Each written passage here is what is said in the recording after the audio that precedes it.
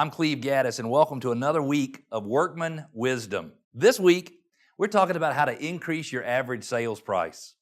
Are you ready? Do you have your paper and pen ready? Here you go. Start trying to focus on more expensive areas. Now, I know that seems so simple, but basically, if you want to increase your average sales price, you've got to focus your marketing activities into the higher priced areas. Now, it can be something simple in the first place. Maybe you've got a postcard geographic farming program that you send out, and maybe you just take some of those postcards and you start sending them to the areas that are higher in price. Now, you might be thinking, Cleve, do you really target areas where the sales prices are higher? Yes, absolutely.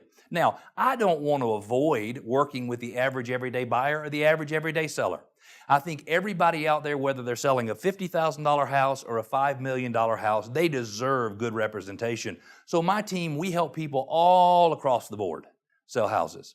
But I do want to generate more income every year by trying to push up my average sales price. Very simple. We have buyers that are looking for homes and we can't find them homes and they fit into the right price category, then we'll do some target mailers to those neighborhoods. Now, you can't just go into the more expensive neighborhoods and start to market, because you don't market to a $700,000 neighborhood like you do a $300,000 neighborhood.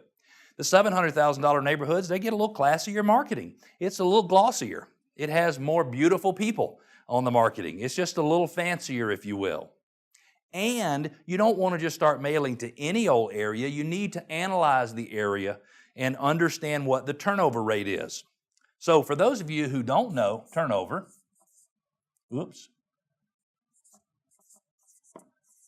easy for me, who don't know what the turnover rate is, it's real simple.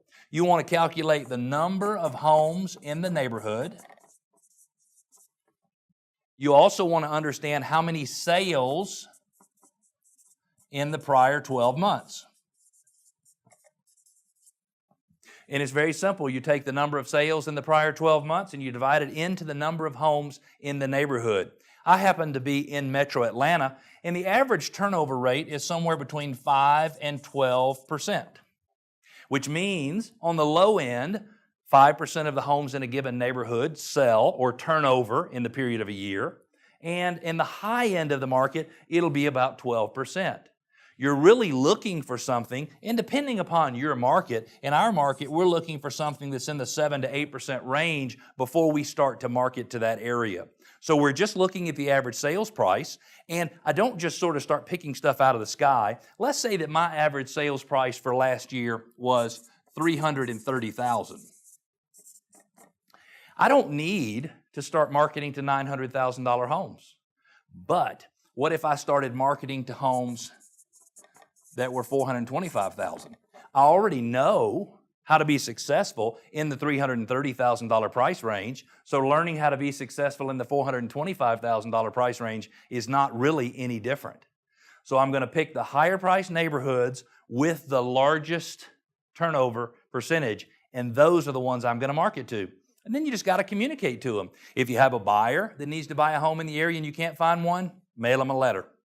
If you have some extra time and you want to make just some cold prospecting calls, not everybody in a neighborhood is on the do not call list. Call out to them. Let them know you're working with buyers who are looking for homes in that area and see if they or anyone they know might be interested in selling.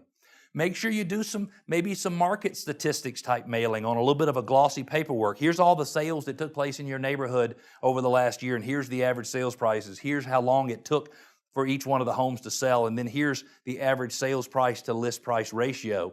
People in the higher priced homes, they tend to love this information. So just pick the higher priced neighborhoods and start to work them.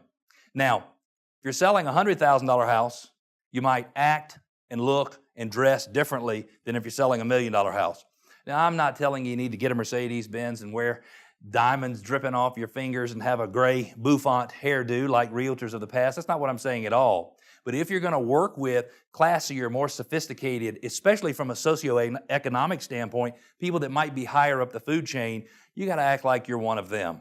You got to drive a nice car. It's got to be clean. You probably need to have a suitor on some nice hip clothing, whatever it is. But you need to make sure you start acting like they act so they'll sort of accept you as one of their own. As you start to produce results in the higher priced areas, so as you get your first $425,000 sale instead of a $330,000, then you're going to market your successes in that area because people want to work with people who have a proven track record of success. So you might want to think about, if you list a property, send out a just listed card. Once you put it under contract, you might want to send out an under contract card. And then once you sell it, you might want to send out a sold card. You're thinking, what? I got to send out 3 cards on one listing? Yeah, because to be honest with you, people in your new farm area, they might very well think you actually sold 3 homes instead of 1. If you want to increase your average sales price, just start focusing your marketing efforts in a higher priced area, and I'll guarantee you, if you stick with it long enough, you'll see the results. Thanks for joining us for another week's edition of Workman Wisdom.